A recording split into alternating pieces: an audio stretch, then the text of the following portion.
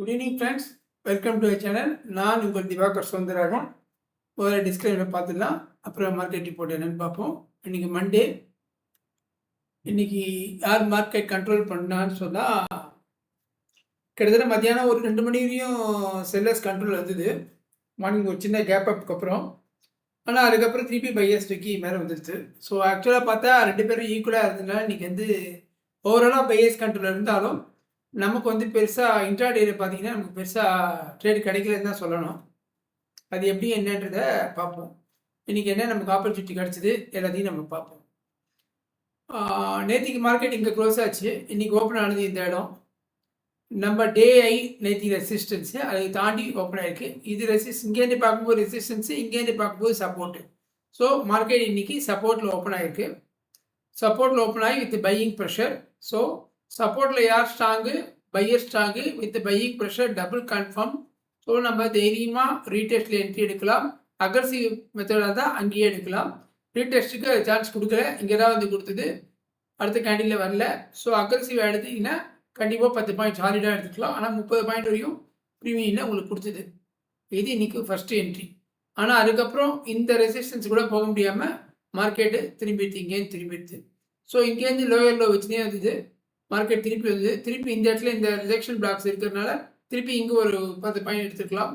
கண்டிப்பாக அது வந்தது. ஏன்னா ஸ்டாப் லாஸ் வந்து இது கீழே தான் வைப்போம். ஸ்டாப் லாஸ் அட்டால நம்ம வந்து மைண்டில் ஒரு ஸ்டாப் லாஸ் தான் வைப்போம். ஸோ அதுக்கப்புறம் பார்த்தீங்கன்னா ட்ரேடே கிடைக்கல உங்களுக்கு. ஃபுல்லாக வந்து மார்க்கெட் வந்து சைட்வேஸ் தான். ப்ரீமியம் மெல்ட்டின்னு சொல்லுவாங்க. ஸோ எந்த பக்கம் போட்டாலும் ஸ்டாப் லாஸ் எடுத்துரும். உங்களுக்கு ட்ரேடே கிடைக்கல. அதுக்கப்புறம் மார்க்கெட் இங்கே வந்து உங்களுக்கு இந்த ஒரு ஃபாலிங் வெட்ஜ் அப்படின்னுவாங்க. இப்போ பார்த்தீங்கன்னா உங்களுக்கு வந்து எப்படி சொல்கிறதுனா ஃபாலிங் வெட்ஜ் அப்படின்வாங்க. இப்படி பார்த்தீங்கன்னா இப்படி போய் இப்படி வந்து இப்படி வந்துருக்கு பார்த்தீங்கன்னா, இதான் ஃபாலிங் வெட்ஜுன்னுவாங்க.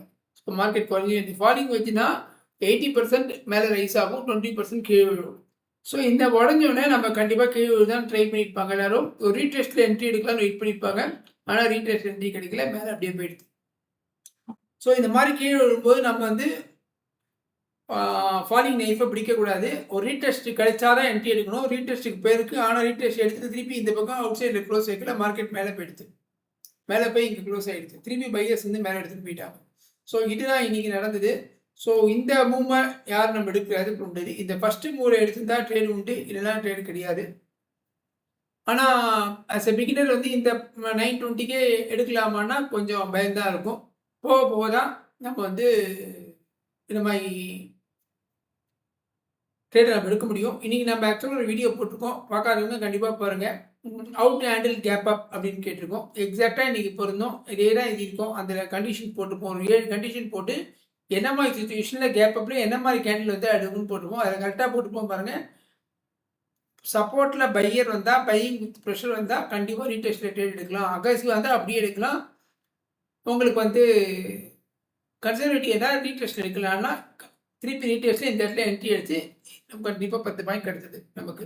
ஏன்னா இந்த பையிங் ப்ரெஷரோட கான்செப்ட் அந்த மாதிரி. இது வந்து ரிஜெக்ஷன் பிளாக்னு சொல்லுவாங்க.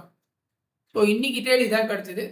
நாளைக்கு என்ன பண்ணலாம் அப்படின்னு பார்க்கறதுக்கு முன்னாடி மற்ற ஏதாவது ஒரு ரவுண்டு பார்த்துட்டு வந்துடலாம்.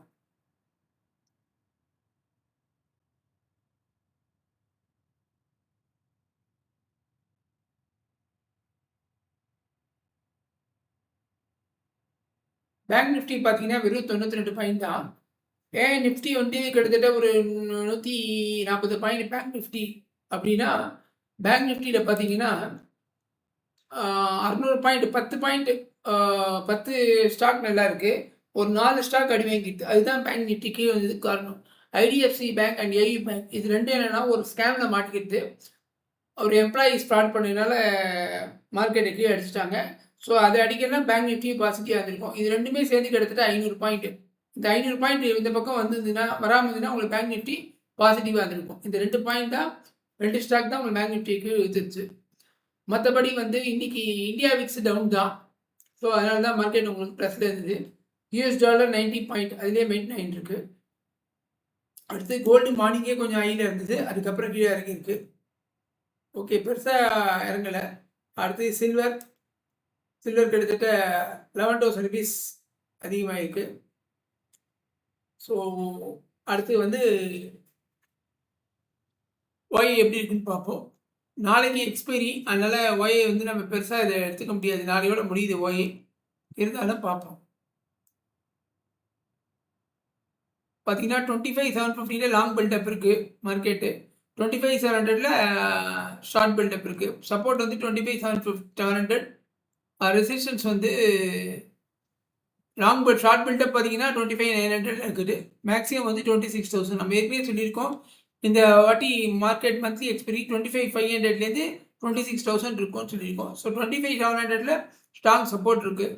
ஸோ நாளைக்கு மார்னிங் ஒரு 26, நாளைக்கு எக்ஸ்பைரினால ஒரு 26,000 வரையும் போயிட்டு மார்க்கெட்டை இந்த கேப்பில் கொண்டு எபோவ் 25,700 க்ளோஸ் பண்ணுவாங்கன்னு தோன்றது, ஆஸ் பர் அஸ் ஓஏ பொறுத்த வரையும். ஸோ சப்போர்ட் ரெசிஸ்டன்ஸை பார்க்கணுன்னா பார்த்துருவோம்.